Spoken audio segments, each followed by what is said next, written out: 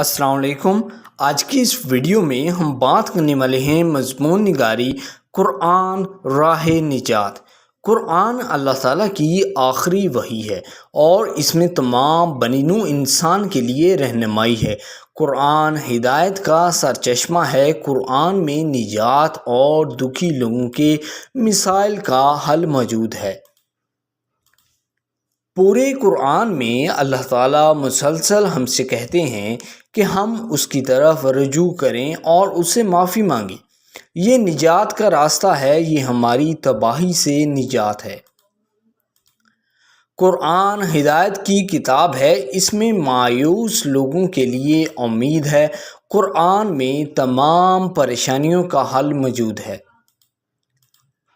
اس میں خدا کی محبت، رحم اور معافی واضح ہے اور اس طرح انسان کو مایوسی کا شکار نہ ہونے کی تلقین کی جاتی ہے۔ اس سے کوئی فرق نہیں پڑتا ہے کہ ایک شخص نے جو بھی گناہ کیے ہوں، اگرچہ وہ پختہ طور پر خدا کی طرف رجوع کرتا ہے، معافی مانگنے سے اس کی نجات یقینی ہے۔ قرآن مجید میں اللہ تعالیٰ کا ارشاد ہے، اور جو شخص کوئی برا کام کر بیٹھے یا اپنے حق میں ظلم کر لے پھر اس کے بعد اللہ سے معافی مانگے تو وہ اللہ کو بہت بخشنے والا بڑا مہربان پائے گا۔ سورہ نساء آیت نمبر 110۔ اسلام ہمیں سکھاتا ہے کہ نجات صرف خدا کی عبادت سے ہی حاصل کی جا سکتی ہے۔ انسان کو خدا پر ایمان لانا چاہیے اور اس کے احکام پر عمل کرنا چاہیے۔ یہ وہی پیغام ہے جو موسیٰ علیہ السلام اور عیسیٰ علیہ السلام سمیت تمام انبیاء نے سکھایا تھا۔ قرآن مجید میں ایک اور جگہ اللہ تعالیٰ کا ارشاد ہے، اور اے قوم، اپنے پروردگار سے بخشش مانگو، پھر اس کے آگے توبہ کرو، وہ تم پر آسمان سے موسلا دھار بارش برسائے گا اور تمہاری طاقت پر طاقت بڑھائے گا، اور دیکھو گناہ گار بن کر روگردانی نہ کرو۔ عبادت کے لائق صرف ایک ہے، ایک خدا، بغیر کسی شریک، بیٹے یا بیٹی کے۔ نجات اس طرح ابدی خوشی مخلصانہ عبادت سے حاصل کی جا سکتی ہے۔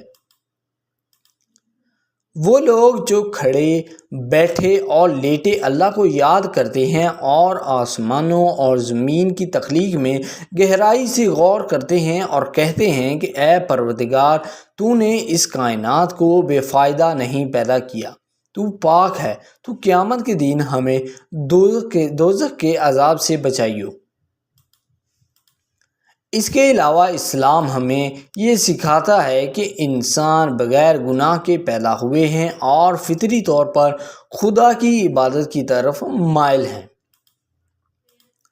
بے گناہی کی اس حالت کو برقرار رکھنے کے لیے بنی نوع انسان کو صرف خدا کے احکام پر عمل کرنا چاہیے اور ایک صالح زندگی گزارنے کی کوشش کرنی چاہیے۔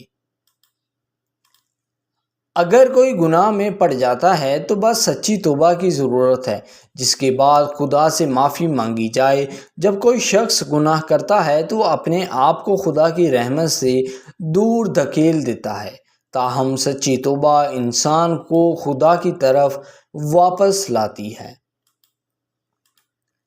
پیغمبر اسلام نے گناہ کو دل پر سیاہ دھبوں کے طور پر بیان کیا۔ آپ صلی اللہ علیہ وآلہ وسلم نے فرمایا، بے شک مومن گناہ کرتا ہے تو اس کے دل پر ایک سیاہ دھبا چھا جاتا ہے۔ اگر وہ توبہ کر لے، گناہ سے باز آ جائے اور اس کے لیے استغفار کرے تو اس کا دل دوبارہ صاف ہو جاتا ہے۔ اگر وہ توبہ کرنے کی بجائے قائم رہتا ہے تو یہ اس وقت تک بڑھتا جاتا ہے جب تک کہ وہ اس کے دل کو ڈھانپ نہ لے۔ لہٰذا اس مضمون سے ہمیں پتہ چلتا ہے کہ قرآن ہی راہ نجات ہے۔ قرآن ہمیں سیدھے راستے کی طرف لے جاتا ہے۔ قرآن میں بھٹکے ہوئے لوگوں کے لیے رہنمائی ہے۔ اللہ تعالی ہمیں قرآن مجید پڑھنے اور اس پر عمل کرنے کی توفیق عطا فرمائے۔ قرآن مجید ایک مقدس کتاب ہے، ہمیں قرآن مجید آہستہ اور سمجھ کر پڑھنا چاہیے۔